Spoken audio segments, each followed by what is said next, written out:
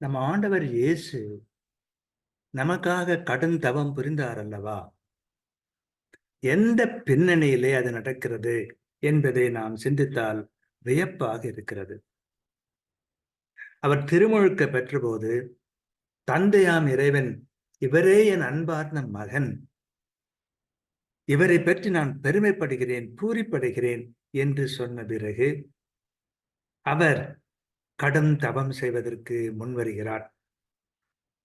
இறைவனுடைய திருமகன் என்ற தெளிவான சிந்தனையோடு அவர் கடும் தவம் 40 நாட்கள் உண்ணா நோன்பு இருந்து ஜெபிக்கிற அந்த தவத்தை மேற்கொள்வதை பார்க்கிறோம்.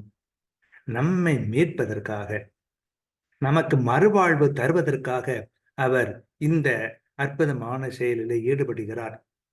தமது உண்மை நிலையை உணர்ந்தவராக அவர் செய்வதை பார்க்கிறோம்.